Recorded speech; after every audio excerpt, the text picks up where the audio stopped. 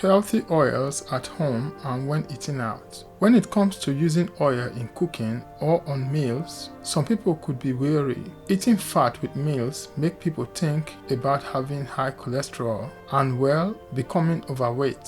The misperception that all fats are unhealthy is made worse by the fact that some fats are classified as bad. That's not the case though. Shilpa Bhupathi-Raju, Assistant Professor of Medicine at Harvard Medical School and Assistant Professor of Nutrition at Harvard T.H. Chan School of Public Health, asserts that it's crucial to consume oils. According to Walter Willett, Professor of Epidemiology and Nutrition at the Harvard T.H. Chan School of Public Health, oils and fat contains essential fatty acids, particularly omega-3s and 6, which are a crucial component of every single cell in the body.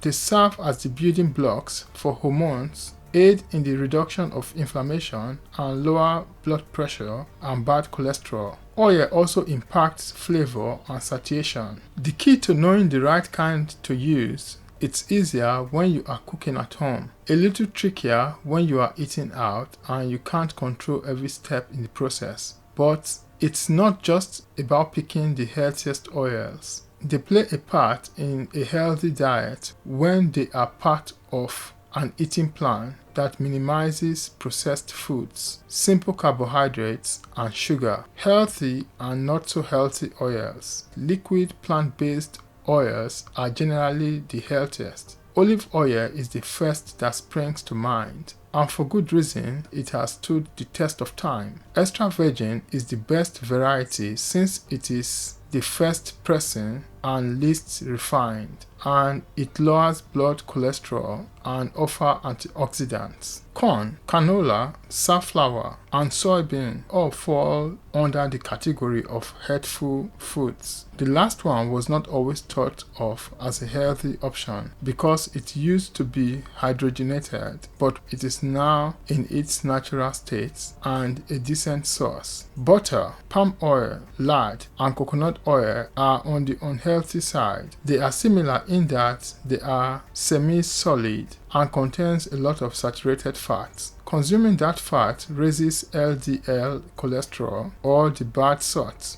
and has been linked to a higher risk of diabetes and cardiovascular disease. Culture is a factor in the challenge. The culture of Northern Europe is centered around eating meats and solid animal fats like butter and lard.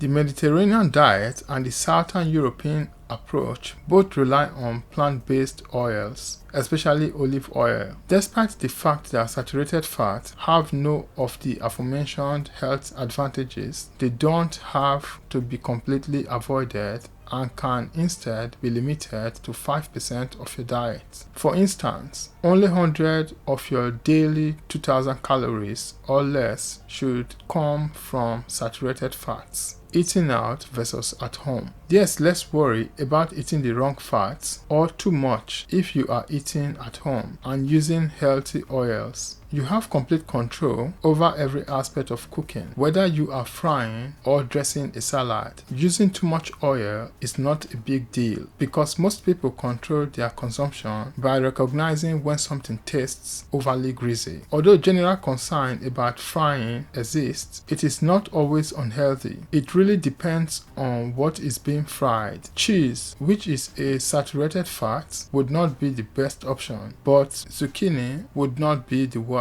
What kind of oil is being used and how is a worry with fried food and eating out in general. If the oil in deep fryers is not changed frequently, it keeps getting overheated, which leads to the production of trans fats. This can cause inflammation in the body, which increases the risk of developing type 2 diabetes and heart disease and damages cell membranes. The simplest action is to abstain from any fried meals, though it's not always required to do that, since trans fats are no longer allowed, it is likely that a restaurant is utilizing a healthier oil. However, occasionally consuming fried foods is not particularly dangerous. Focus on maintaining a healthy diet with good oils. People obtain the majority of their calories from two different food groups, and what's crucial is both should be healthy. You don't need to be concerned about how much of either you are eating when you consume healthy fats and carbohydrates. There is little difference in the ratio. Both are in good health. The emphasis is on eating in general. Whole grains like brown rice, quinoa, steel-cut oats, and wheat berries can make up the majority of a healthy diet. Something will release into the body more gradually and prevent rapid spikes in blood sugar the less something is milled and put into a powder. While low-fat diets had some popularity in the 1990s, low-fat products are not healthier. Research has shown that low-carb diets are more effective for weight loss than low-fat ones, and that low-fat diets